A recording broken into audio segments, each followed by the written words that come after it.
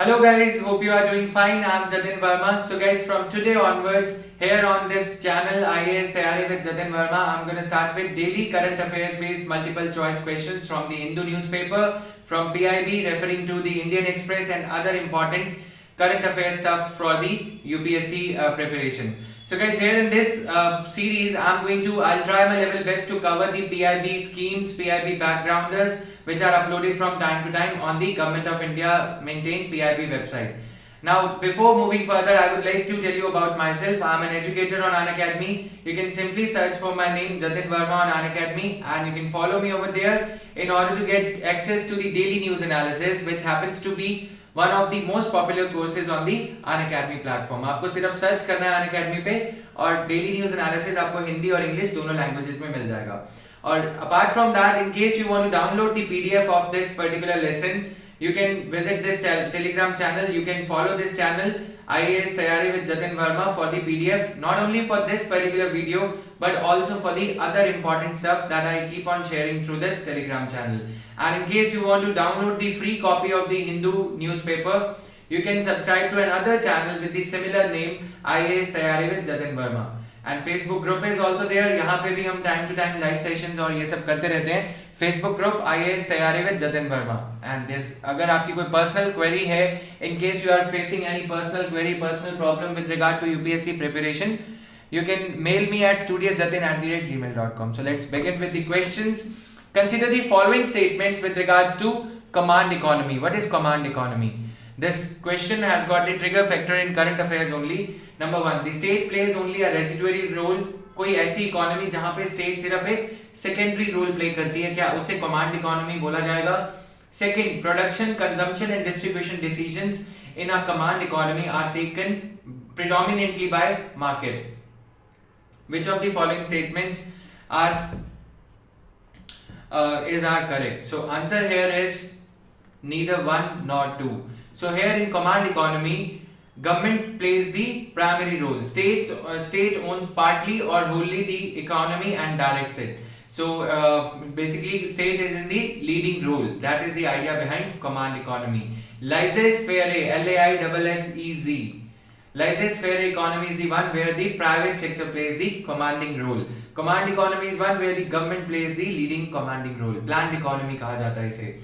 Second, which of the following are the objectives of Unnat Bharat Abhiyan 2.0?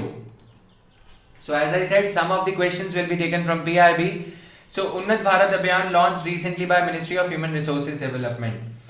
क्या क्या statements इसके बारे में सही हैं? To allow higher educational institutions to contribute to devising systems for smooth implementation of various government programs.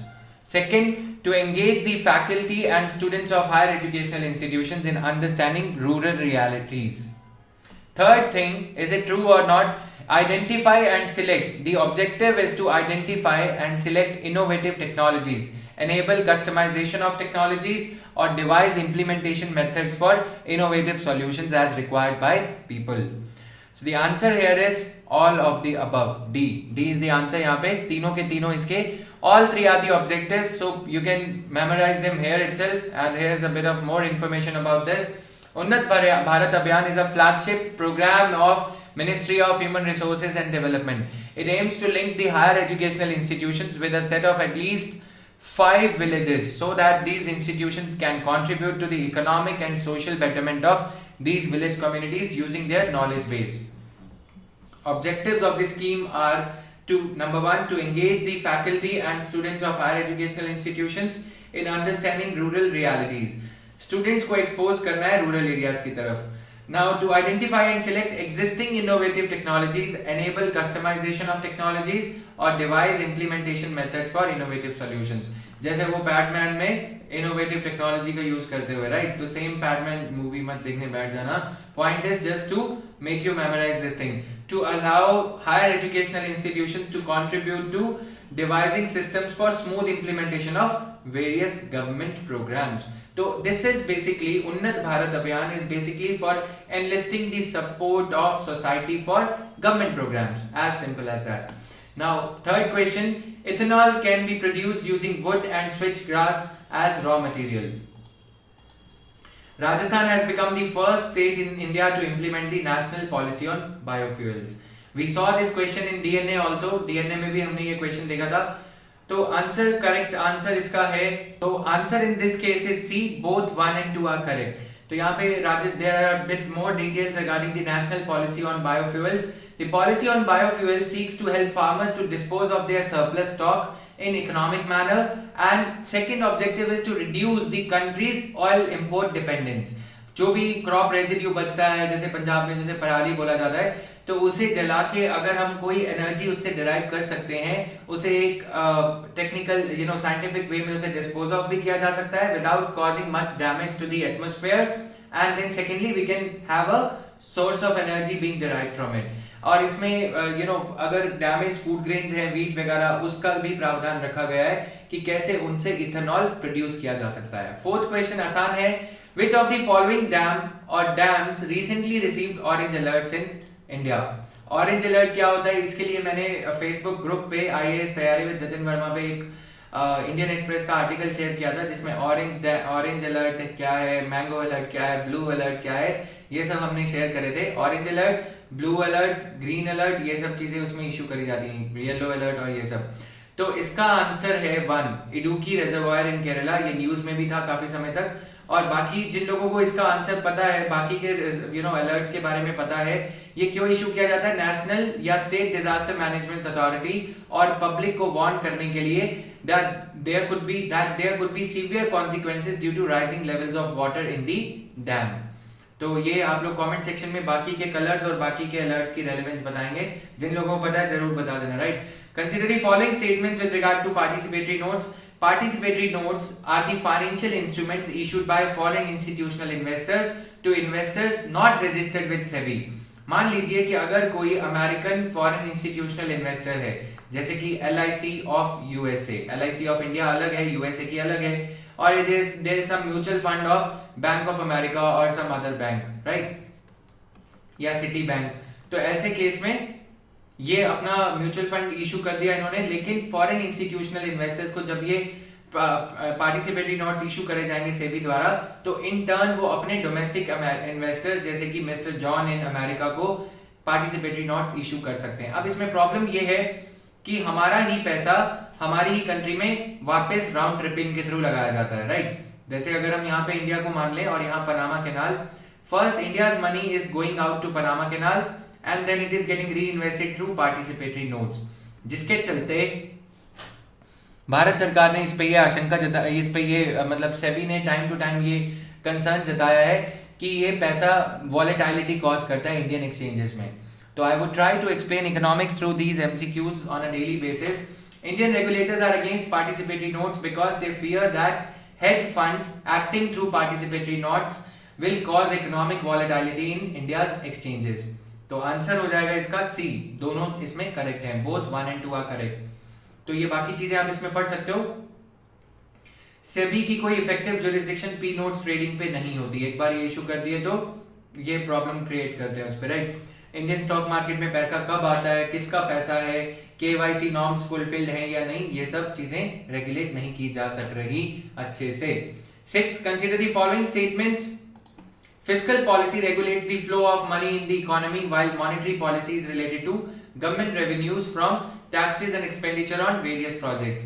Fiscal policy is administered by Ministry of Finance, while monetary policy is administered by Central Bank of the country. Fiscal policy is focused on economic growth, whereas monetary policy is focused on economic stability. तो self explanatory हैं जिन्हें economics आती है. तो answer है इसका B. 2 and 3 is the answer, right? तो ये बाकी का इसमें सिंपल है.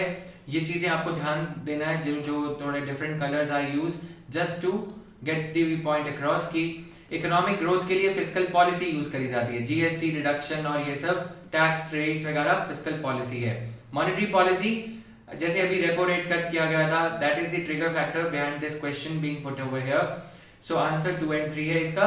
Instruments of fiscal policy are tax rates and government spending, whereas the instruments of monetary policy are interest rates and credit ratios.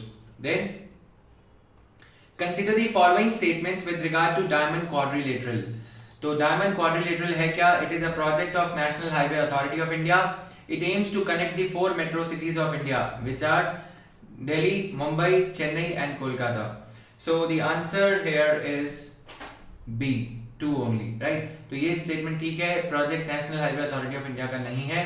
Project of Indian railways to establish high speed rail link network in India, और इसका पहला project जो है 4 mega cities को connect करेगा, ये ठीक है। Similar to golden quadrilateral, golden quadrilateral NHAI का प्रोजेक्ट है, गोल्डन यहाँ पे डायमंड क्वाड्रिलेटरल जो है इंडियन रेलवेज का प्रोजेक्ट है। First bullet train to be run in the country on Ahmedabad Mumbai route is a part of diamond quadrilateral. तो यहाँ पे बुलेट ट्रेन टेक्नोलॉजी और डायमंड क्वाड्रिलेटरल से जो लिंकेज है वो आपको क्लियर हो जाना चाहिए। Now the 8th question, which of the following handicraft do not have a geographical indication? Number 1 Pochampally ikat, then Chirala sarees, Chamba rumal and Puneri पगड़ी। तो आंसर बताइए इसका। आंसर है इसका बी, चिराला साड़ीज। जो वीवर्स हैं वो अभी तक इसको डिमांड कर रहे हैं, लेकिन अभी ये दिया नहीं गया है, राइट।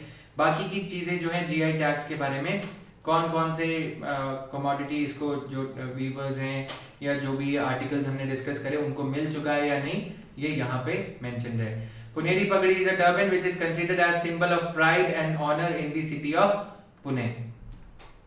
हिमाचल प्रदेश में चंबा रुमाल है, राइट, चंबा वैली से याद आ जाना चाहिए ये, और इसको भी स्टेटस मिल चुका है। Now 9th, Hriday heritage city development and augmentation Yojana system scheme aims to preserve and revitalise India's heritage cities. तो ये आपको क्वेश्चन की फॉर्म में ज्ञान भी मिल रहा है यहाँ पे, right. Heritage cities by encouraging and aesthetically appealing informative and secure environment. The scheme is being implemented in which of the following cities? Ajmer, Dwarka और अयोध्या और पुरी और गया। कौन कौन सी सिटीज में इसे इंप्लीमेंट किया जा रहा है? So the answer here is 1, 2, 4 and 5. B is the answer. 3 इसमें नहीं है, right? So 1, 2, 4 and 5 ये सिटीज हैं। 12 सिटीज के नाम यहाँ पे दे रखे हैं। Ajmer, Amravati, Amravati yes, the upcoming capital of state of Andhra Pradesh. Amritsar yes, Badami yes, बादामी कहाँ पे है कमेंट सेक्शन में बताओगे। द्वारका कहाँ पे है? कांचीपुरम, मथुरा, पुरी, वाराणसी। और इनमें से आपको ये बताना है कि कौन कौन सी सिटीज में यूनेस्को हेरिटेज साइट्स भी रिकॉग्नाइज करी गई हैं, राइट। तो ये चीज है। कांचीपुरम साड़ीज को क्या GI टैग दिया गया है या नहीं, ये भी आपको बताना होगा। Then 10th, which of the following statements with regard to amendments made to Trade Unions Act 1926 are correct? तो ये करंट अफेयर से, पार्लियामेंट्री प्रोसीडिंग से लिया गया है ये question. Minimum of 10% of the labor force or 100 workers are required to form a trade union. 75% of the officers in a trade union must be employed in corresponding industry. Workers who are not directly employed under a particular employer can also stand against the employer in case of a dispute. So the answer here is all of the above are correct. D इसका answer है। Then ये चीजें आप खुद के लिए इसमें से पढ़ सकते हो। और गाइस जैसा मैंने बताया कि PDF के लिए आप डाउनलोड कर सकते हैं PDF टेलीग्राम चैनल से, और इस चैनल को भी आप सब्सक्राइब कर सकते हो YouTube चैनल को। ये वीडियो सीरीज यहाँ पे कंटिन्यूस चलती रहेगी, राइट। देर से आएंगे questions, but 7th of August के बाद में संडे के अलावा यहाँ पे कोई छुट्टी नहीं होगी। So thanks for watching, bye bye, have a great day. And daily news analysis आप अनअकैडमी पे पा सकते हो। Thank you.